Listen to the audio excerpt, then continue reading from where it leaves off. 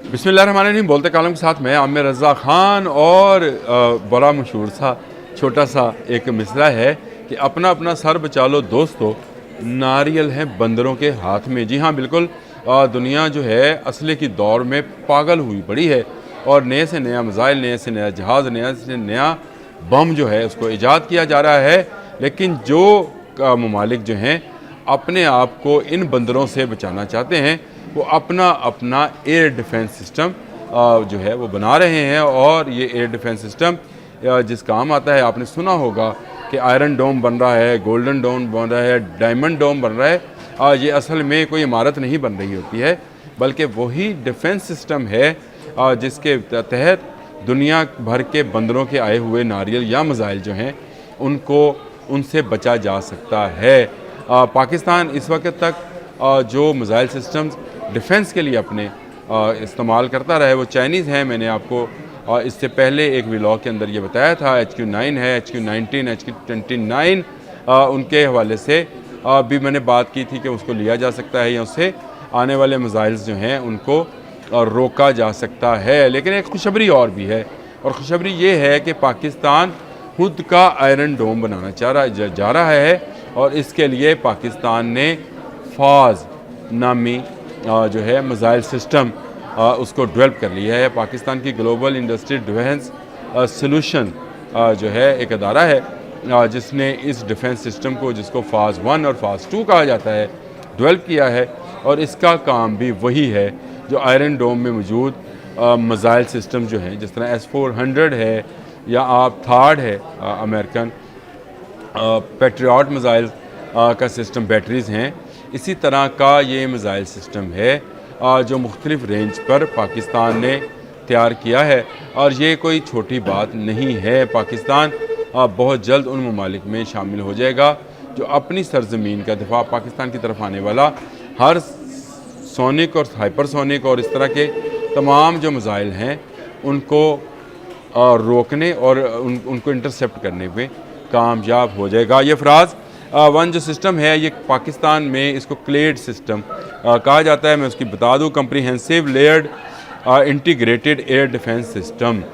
ये क्या है? इसमें सबसे पहले जो है आपके इस पूरी डोम के हिफाजत के लिए या आपकी सरजमीन की हिफाजत के लिए लड़ाका तैयारे हैं, फाइटर जेट्स हैं, जैसे JF-17 है, J-10C है और आने वाले दिनों में J-35 है। इसके बाद Z-10ME नामी हेलीकॉप्टर्स आपके पास कल उसका इफ्तिताह हो गया है, वो भी आ गए हैं। और इसके अलावा मुख्तलिफ मिसाइल जो हैं मौजूद हैं।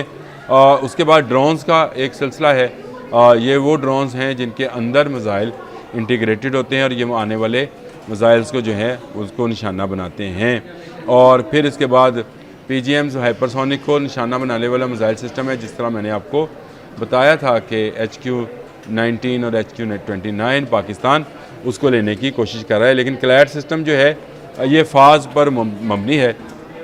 और फ़ाज़ 1 जो इसका सिस्टम है उसमें सबसे पहले जो है SL आता है, यानी सरफेस लॉन्च मिसाइल्स हैं। इनकी रेंज 20 से 25 किलोमीटर तक की है।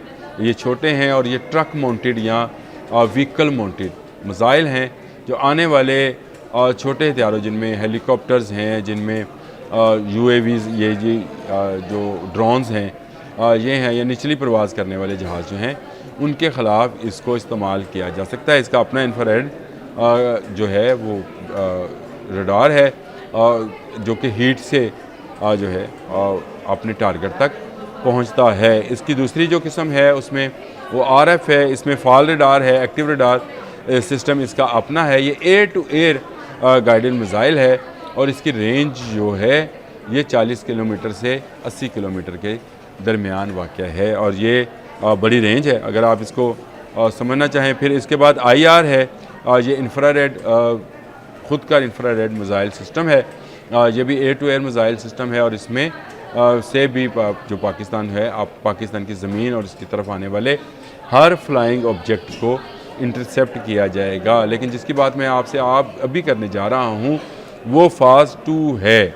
ये है आने वाले दिनों का हमारी हिफाजती शील्ड का, यानी हमारी उस 3 लेयर्स का, जिसमें मैंने आपको बताया कि फ़ाज़ SR, फाज, FR, IR, ये 3 लेयर्स होंगी, लेकिन सबसे ऊपर जो लेयर होगी वो फाज 2 की होगी। और ये फाज 2 एयर टू एयर मिज़ाइल है, और एयर टू एयर मिज़ाइल को आप PL मिज़ाइल से PL-15 मिज़ाइल की तरह का ये मिज़ाइल सिस्टम है जो कि पाकिस्तान ने खुद बना लिया है। GIDS मैंने आपको बताया, ग्लोबल इंडस्ट्री डिफेंस सॉल्यूशंस ने ये मिज़ाइल डेवलप किया है, और इसकी अब तक की रेंज जो मुतलका इसकी मालूमात हैं उसके मुताबिक 180 किलोमीटर प्लस है।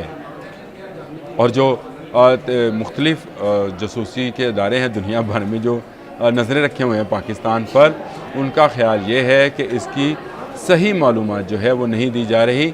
इसकी रेंज इससे भी ज़्यादा हो जाएगी, और इसकी रेंज अगर ज़्यादा हुई तो ये JF-17 थंडर, जिसके साथ अभी हम Chinese air to air missile जो हैं उनको इंटीग्रेट करते हैं या लगाते हैं, उससे भी हम बाहर निकल जाएंगे। ये कीमत में भी कम होंगे और इनकी मकदार भी ज़्यादा इसलिए होगी कि पाकिस्तान तो ख़ुद बना रहा होगा, पाकिस्तान ने ये टेक्नोलॉजी हासिल कर लिया। और GIDS कोई ऐसा अदारा नहीं है, उदारा ये ना समझिएगा कि शायद ये कोई प्राइवेट अदारा है, ये भी गवर्नमेंट के साथ ही काम करता है। और मुख्तलिफ इंडस्ट्रीज़ जो हैं, ये है BVR है जी, ये मिज़ाइल बियॉन्ड विजुअल रेंज जिसको बोलते हैं, BVR दुनिया के जदीद तरीन मिज़ाइल सिस्टम है। जिस तरह से गौतक है तुर्की का, और चाइना का PL रेंज है, PL-15, 17, 21 अभी आ गया है, वो भी है।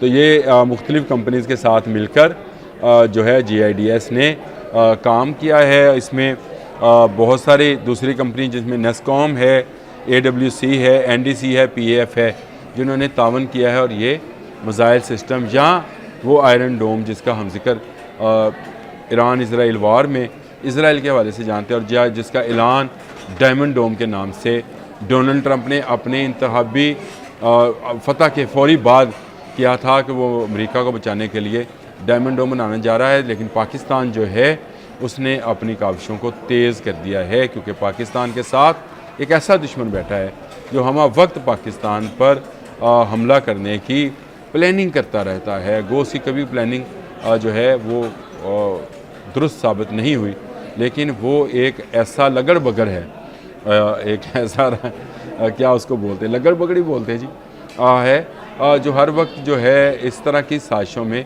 मसरूफ़ रहता है जो पाकिस्तान के ख़िलाफ़ हों। लेकिन पाकिस्तान के शेर जो हैं हमेशा जाग रहे होते हैं। अभी आपने राइटर्स की स्टोरी पढ़ी कि किस तरह से पाकिस्तान के एयर चीफ कंट्रोल रूम के साथ वाले कमरे में आराम फरमा रहे थे, घर नहीं थे।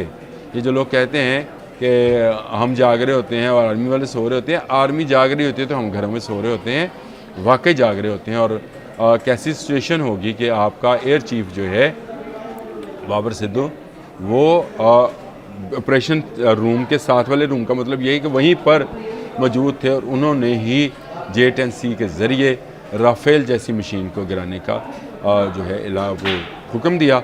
और जिसके बाद पाकिस्तानी पायलट्स ने कमाल कर दिखाया, तो उसके बाद बड़ी फ़ौज की बारी आई जिन्होंने अल-फतह के मिज़ाइल के साथ भारत के तमाम गंदे इरादों को फ़तह कर लिया, और एक नूर की तरह फ़तह मिज़ाइल जो है चमकता हुआ भारत पर गिरा और भारत को तहस नहस कर दिया। लेकिन पाकिस्तान क्योंकि एक दिफाई मुल्क है, पाकिस्तान कभी किसी दूसरे मुल्क में हमला नहीं करना चाहता, इसलिए पाकिस्तान ने अब सोचा है कि क्यों ना अपना एक आयरन डोम बना लिया जाए, जिसके अंदर 4 लेयर्स के अंदर ऐसा सिस्टम मौजूद हो जो कि ख़ुद पाकिस्तान का बनाया हो। ये तमाम के तमाम जो मिज़ाइल सिस्टम्स हैं इनको इंटीग्रेटेड किया जाएगा। इनका एक कंट्रोल रूम होगा जहाँ से सारी वो हमा वक्त जो है जो मालूमात हैं दुश्मन मुल्क से आने वाले फ्लाइंग ऑब्जेक्ट्स की उनको गैदर किया जाएगा, और फिर जिस मिज़ाइल की जहाँ जहाँ ज़रूरत हुई उसको इस्तेमाल किया जाएगा। बड़ी अचीवमेंट है। मैंने कहा मैं आपसे ज़िक्र कर दूँ कि पाकिस्तान जो है फाज के नाम से जो है एक सिस्टम उसने डेवलप कर लिया है, जिसमें सरफेस टू एयर और एयर टू एयर मिज़ाइल्स का एक लंबी रेंज है। और इसमें आने वाले वक्त में इस टेक्नोलॉजी को मज़ीद बढ़ाया जाएगा, यानी अभी 180 प्लस किलोमीटर पर है, तो इसका मतलब ये है कि ये 250 किलोमीटर तक भी जा सकती है। इसमें परेशान होने वाली बात नहीं है। एक दफ़ा आपने जो है गाड़ी बनाना सीखनी होती है, फिर आप 800 से 2000 तक की गाड़ी जो है बना सकते हैं। तो खुशी की खबर थी, मैंने कहा मैं आपको बता दूं कि पाकिस्तान अपना आयरन डोम बनाने में कामयाब हो गया है। अब तक के लिए इतना ही। अल्लाह हाफ़िज़। 10 मिनट